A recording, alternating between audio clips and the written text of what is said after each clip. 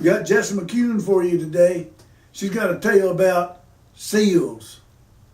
Yeah, seals. I'll let her tell you about it. It could be from Ireland, but it is from Jane Yolen's Folktales from Around the World. It's about the seal bride and the Celti people. And you probably know the legend of the Celti. They magically are able to shed their skin or seal skin at very, very special and rare times throughout the year. They're known to be in the Shetland Islands, but in Ireland they're known as the seal fairies are Roan, R-O-A-N-E. And has anyone seen the movie The Secret of Rowan Inish? I highly recommend it. Fabulous movie. And this is the seal bride, and there's many different forms of it. You'll see it in many different collections of folk tales, but this was Jane Yolen's The Seal Bride. A fisherman had been fishing all night long. Market was the next day, and he wanted a full catch to take to market, but he caught nothing that night. And he was rowing back to shore, very dejected, very tired, a little angry. And as his small rowboat slipped into the soft sand and he got out, he heard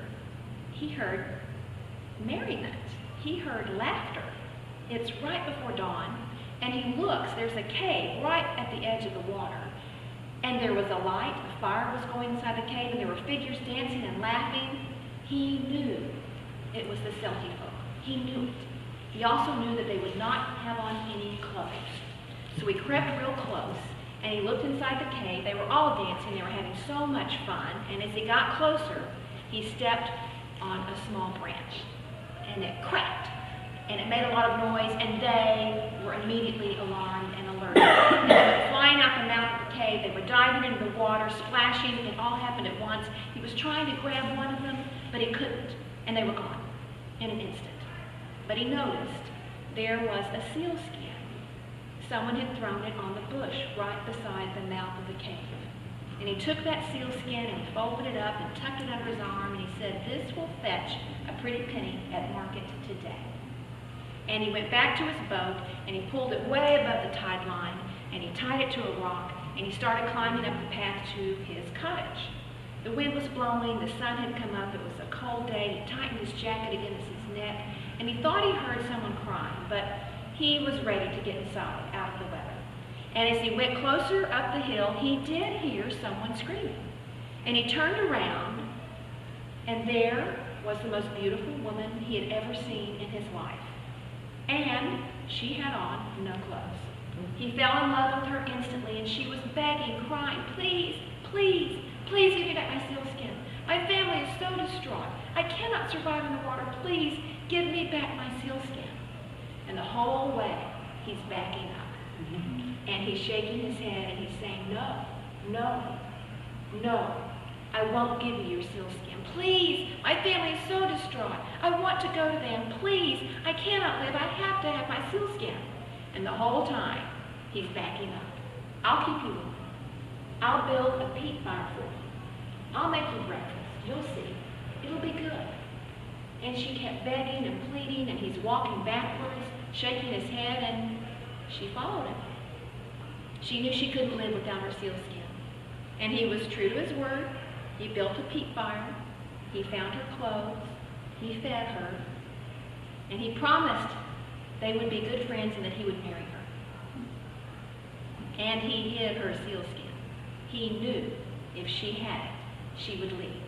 Just like that. He taught her how to go to market. He taught her how to cook. And they did grow fond of each other. And he did marry her. And they had children. But she never really meshed with the townspeople. But that was okay. They grew fond of each other. They had children. And as you know, children grow up. And the older ones go to school, and the younger ones stay at home. He kept fishing. He provided food for them. All of the children learned how to fish. Often, while she was doing her housework, she would pull up a chair to the window and gaze out to sea. And she would look beyond the waves breaking. And the youngest child would say, "Mommy, every time you look out to sea, you are so sad." And she'd turn and she'd say, "Finish your chores. Your father will be home soon." And she'd get up. And the years went on, and the children at home then became in school. More children were born. And they always noticed that she'd take a break from her housework. She'd pull a chair up to the window, and she would look out to sea, far off into the distance. And the youngest child would say, "Mommy, why are you always so sad when you look out to sea?" And she would look at him, and she would say, "Finish your chores, your dad will be home soon." The kids grew up, the oldest ones were in school, there was another young little girl at home. All the children knew how to fish. The father had gone fishing with as many children as would fit in the rowboat. And on this day, she pulled up a chair and looked out to sea. And on this day, the sun was glittering and bouncing off all the waves. It looked like a million diamonds. And on this day, it was warm, and the seals were on the rocks, and they were barking and diving and swimming and having so much fun. And she had all the sadness in the world on her face. And her youngest girl, the only one at home, said, "Mommy, why are you so sad every time you look out to sea?" And she turned and she looked at her and she said, "I'm a Celtic. My home is in the sea. I have a family in the sea." The daughter said, "Mommy, I know where your sealskin is. I've watched Daddy check on it. He gets it down. It's hidden in a niche up above the chimney." All at once, so many things happened. The mother pulled the chair right in front of the chimney. She reached up, and there was her sealskin. And as she pulled it down, she was wrapping it around herself. She was running through the door. She was running down the path to the water. Children were coming home from school, and there was her husband in the rowboat with the rest of her older children rowing back to shore. The husband saw her. He knew what was happening. He could not get there fast enough to stop it. And she's pulling on the sealskin, and she was just getting ready to dive underneath the waves, and she cried out, "Woe, woe, woe is me. I have children on the land and children in the sea." And she slipped underneath the waves, and she was gone.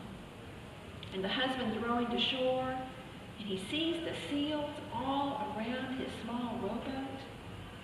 He knew what had happened. She was gone. The villagers noticed that if any gift from the sea washed up on the shore, it washed up in front of the fisherman's cottage. If there were any shells or jellyfish or anything of value, it washed up on the shore in front of the fisherman's cottage. And the Celti were never seen again in that village. It's Jack. Here's the address. We'd love to hear from you. You can also order my book there. Bye now.